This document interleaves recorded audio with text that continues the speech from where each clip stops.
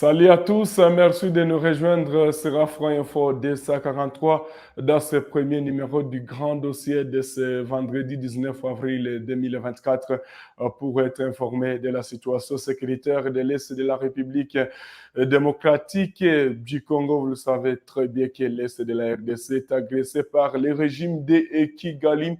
Et à retenir ce vendredi 19 avril 2024, les jeunes résistants Ouazalendou, appuyés par les forces armées de la République démocratique du Congo, continuent à mettre la pression sur les terroristes M23 RDF sur plusieurs axes du territoire de Massissi, comme à Rutshuru, c'est dans la province du Nord Kivu.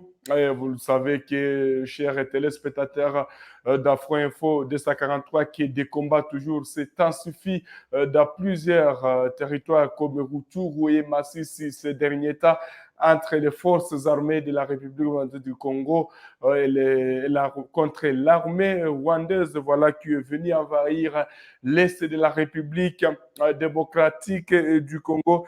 À retenir que du côté de Kibirizi, en tout cas, il y a un calme précaire après la présence des jeunes résistants Ouazalendou qui a été signalé au centre de l'agglomération, de la dite agglomération de Kibirizi, un territoire de Rutshuru. Hier, vous nous aviez suivi sur Afro Info 243 que voilà, la sécurité était passée sous contrôle des jeunes résistants Ouazalendou. Voilà, bravo à ces jeunes résistants Ouazalendou qui ont montré de quoi ils sont capables et qui sont en train de montrer de quoi ils sont capables, voilà, face à cette armée rwandaise qui est soutenue par plusieurs pays, voulais-je dire, occidentaux, parce que c'est inconcevable que la RDC soit attaquée par un pays voisin et que cette communauté reste en tout cas sous silence, que les massacres voilà, qui se passent à l'est de la République du Congo, cette communauté ne parvient pas même à sanctionner les Rwandais qui tirent au Congo, voilà les Rwandais qui sont en train de voler les minerais, mais voilà, les soi-disant grandes puissances ne condamnent pas même, voilà, les Rwandais, mais voilà, quand il y avait une guerre qui s'est passée du côté de la Russie, lorsque la Russie a envahi l'Ukraine, on a vu, voilà, c'est toutes les grandes puissances qui se sont levées pour sanctionner la Russie, mais quand il s'agit de ces pays, de ces petits pays qui sont en train de nous agresser, ces gens-là, voilà, on a vu un certain temps, on a fait l'embargo à la RDC alors qu'on était en guerre. Donc, vous voyez que nous sommes forts. Nous avons une armée la plus forte, je peux le dire, la plus forte du monde. Imaginez-vous combattre contre plusieurs armées du monde. Voilà. Donc, les forces armées de la RDC, les jeunes résistants aux Ouazalendou, sont tellement forts, je le confirme, en tout cas, ils sont tellement forts. C'est tous les Congolais qui peuvent le dire, c'est tout le monde qui peut le dire parce que tout ce qu'on est en train de voir, en tout cas, c'est dommage. Mais malgré cela, nous allons toujours nous en sortir. Allez-y savoir qu'en tout cas, un calme précaire est observé sur les lignes des fronts, voilà, de partout ailleurs. Du côté de Massissi, voilà, pas d'affrontement sur l'axe ça qui jusqu'à Chacha, sur les collines qui surplombent. Il n'y a pas d'affrontement signalé jusqu'à maintenant, comme du côté du territoire de Nyiragongo. Voilà, c'est ce que vous devez retenir, chers téléspectateurs, de ces informations d'avant-midi de ce vendredi 19 avril 2024. Mais tout peut basculer sur les lignes de front, voilà, vu les agitations des parts et d'autres. Alors, amis, chers téléspectateurs d'Afro Info 243, à retenir aussi concernant la situation sécuritaire, voilà, dans la ville de Goma, chef-lieu de la province du Nord Kivu, voilà, l'insécurité toujours est observée. dans la ville de Goma. Et pour en parler, je vais prendre au téléphone d'Afro Info 243, M. Christian Kalamo, président de la société civile de la commune de Karisimbi. Avec lui, on va en débattre sur cette situation, en tout cas qui gangrène la partie, voilà, cette partie de la ville de Goma, la commune de Goma, surtout dans les quartiers Mugunga. Christian Kalamo, bonjour. Bonjour, messieurs les journalistes. Oui, vous êtes président de la société civile de la commune de Karisimbi, c'est en ville de Goma, en province du Nord Kivu. Où en sommes-nous avec la situation sécuritaire? En fait, comme vous le savez, messieurs les journalistes, la commune de Karisimbi, c'est la commune la plus peuplée de la ville de Goma avec 11 quartiers, c'est 18 quartiers.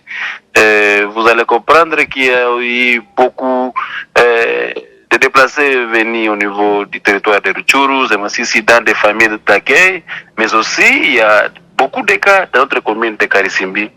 D'où parmi les déplacés de guerre, il y a même des bandits qui sont venus dans le territoire de Rutshuru, de Masisi. Ils sont venus avec leur boulot, n'est-ce pas? Et ils opèrent toujours aussi dans notre ville ici de Goma. C'est pour dire, ça fait vraiment au moins 2 mois que chaque jour on enregistre des morts dans la commune de Karisimbi. Que chaque jour on enregistre des cambriolages, on enregistre des fusillades, on enregistre des tracassés de toutes formes. Il y a des crépitements de balles qui se font entendre à partir de 18h jusqu'à 3h, à 4h. Chaque jour, même aujourd'hui, d'ailleurs, comme la nuit d'hier et aujourd'hui. Au niveau du quartier Mgunga, il y a un crépitement de balles qui ont commencé à partir de 17h jusqu'à 3h. D'où il y a une personne, un jeune garçon de 22 ans qui a perdu la vie. Il a été fusillé par une personne porteuse de la tenue de notre armée, FADC. Et il y a un autre jeune là-bas, toujours au Chagall, c'est un déplacé, c'est un déplacé, oui, qui a aussi été touché par balle. Il est interné à l'hôpital dans des soins. Au niveau du quartier, toujours quartier Mugunga, c'est avenue CAV, il y a une personne, c'est un notable vraiment du quartier, qui a aussi il a été fusillé par des bandits, c'était vers 21h, monsieur le journaliste. Aujourd'hui, au quartier Virunga, il y a encore 100 vies qui a été retrouvée là-bas aujourd'hui matin. C'est pour dire tout ça qu'il y a une insécurité très grandissante dans notre commune de Karisimbi, ici à ville de Goma. Alors, qu'est-ce que vous faites pour pallier ou quelles sont les mesures que vous êtes en train de prendre pour pallier à ces problèmes d'insécurité? En fait, comme vous le savez, messieurs les journalistes, dans la commune de Karisimbi, ici à ville de Goma, il y a beaucoup de circulation d'armes incontrôlées, beaucoup de personnes porteuses d'armes et uniformes incontrôlées. Voilà la raison pour laquelle on a fait appel à l'autorité urbaine, à l'autorité provinciale, pour voir s'ils pouvaient interdire la circulation d'hommes incontrôlés dans la ville de Goma, surtout dans la commune de Karisimbi. Malheureusement, le gouverneur de la province, l'autorité provinciale, a fait sortir un communiqué, d'où, en tout cas, ce n'est pas respecté. Raison pour laquelle nous continuons à faire toujours appel à notre gouverneur de la province de vouloir chercher comment avoir aussi des mesures d'accompagnement de ces communiqués interdisant la circulation d'hommes avec armes sans boulot dans notre commune de Karisimbi, ici en ville de Goma. Est-ce que autre chose, nous sommes en train de sensibiliser la population sur comment faire des alertes. Voilà, comment dénoncer des cas suspects dans notre commune de Karisimbi. Et c'est là que nous sommes. Pour tout cas suspect, en tout cas, on est en train de faire appel à la population de vouloir collaborer avec les services de sécurité pour nous assurer que chacun a contribué parce que l'affaire de la sécurité nous concerne tout le monde.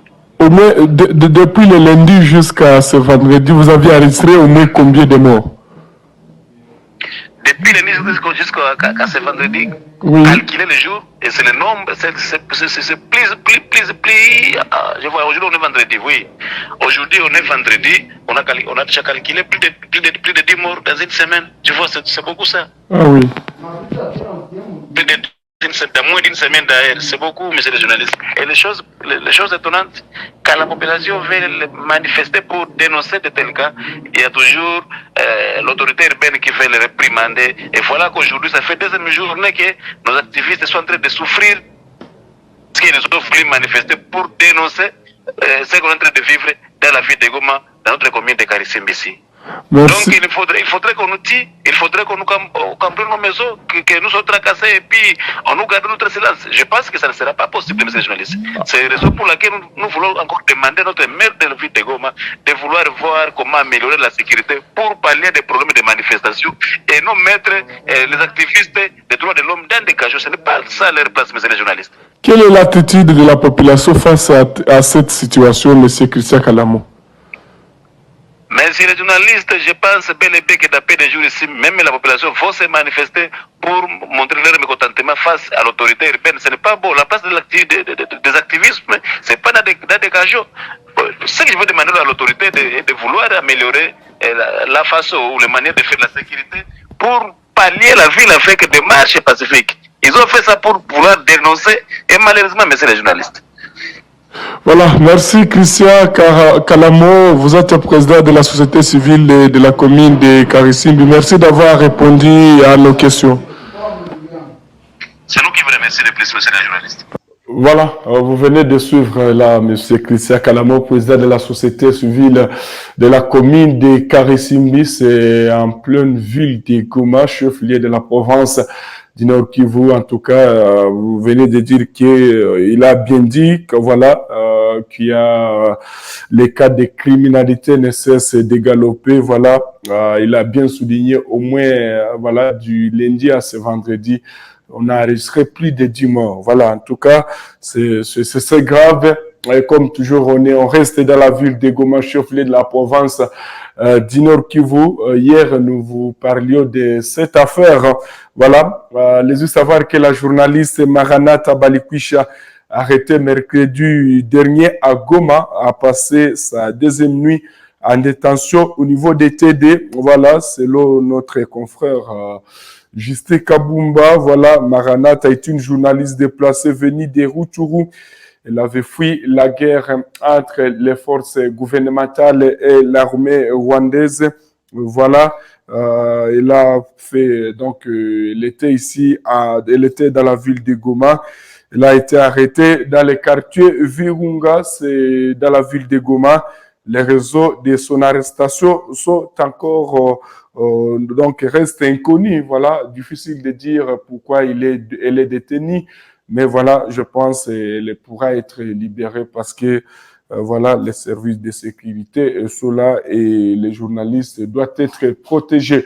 Voilà, on reste toujours dans la province du Nord Kivu. Prenons la direction de Beni. Voilà, Beni aussi, l'insécurité, elle lui est de dire son dernier mot dans la commune de Mangina, située dans le territoire de Beni, a été la cible d'une nouvelle incursion des terroristes EDF. Voilà, plongeant ses habitants dans la peur et l'angoisse.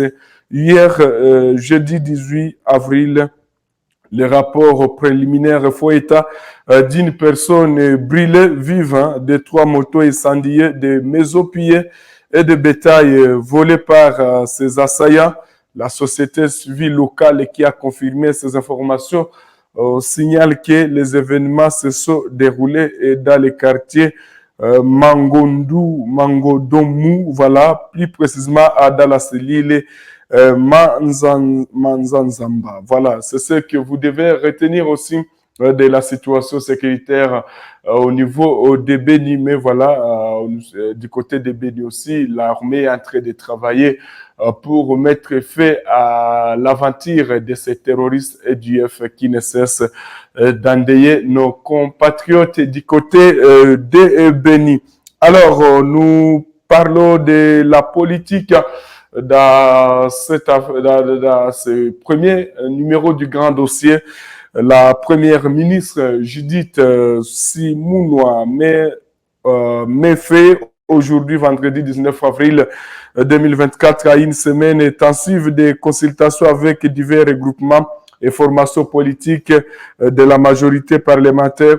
Ces consultations qui ont débuté le samedi 13 avril ont pour objectif de former un gouvernement capable de répondre aux attentes de la population et d'éviter de répéter les erreurs des administrations précédentes D'après un communiqué de son cabinet, la première ministre s'est engagée à respecter les promesses du président Félix-Antoine Tshisekedi Tshilombo en veillant à ce que le futur gouvernement soit composé de membres ayant fait preuve de probité et de compétences. Le gouvernement que nous sommes en train de former doit incarner les inspirations légitimes voulais-je dire, des Congolais et améliorer leur quotidien conformément aux engagements pris par le président depuis son investiture, indique le communiqué.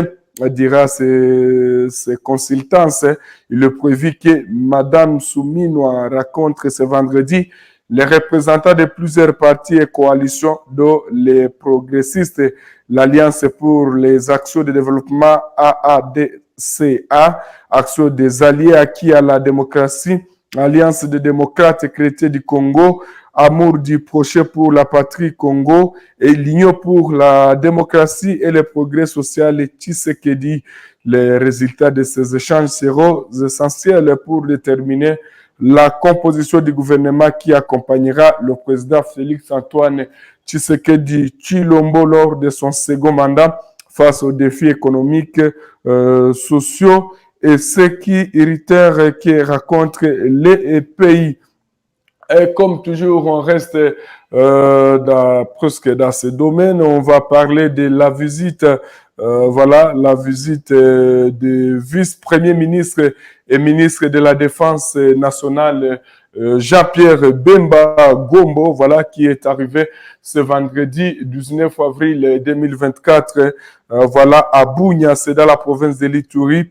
Vous devez savoir que sa visite du côté de Bunia, c'est pour une mission officielle dans cette province sous état de siège. Voilà Jean-Pierre Bemba Gombo qui est arrivé ce vendredi 19 avril 2024 du côté de Bunia, chef-lieu de la province et de l'Ituri. Voilà, c'est ce que vous devez retenir pour ce vendredi 19 avril 2024, chers téléspectateurs de partout où vous êtes dans ce premier numéro du Grand Dossier. Voilà, vous aurez droit à d'autres nouvelles dans notre deuxième numéro du Grand Dossier. Voilà, si vous êtes nouveau ou nouvelle, abonnez-vous à la chaîne Afro Info 243 pour ne rien rater comme information de l'Est de la République démocratique du Congo. Likez, partagez cette vidéo pour qu'elle atteigne un maximum de personnes.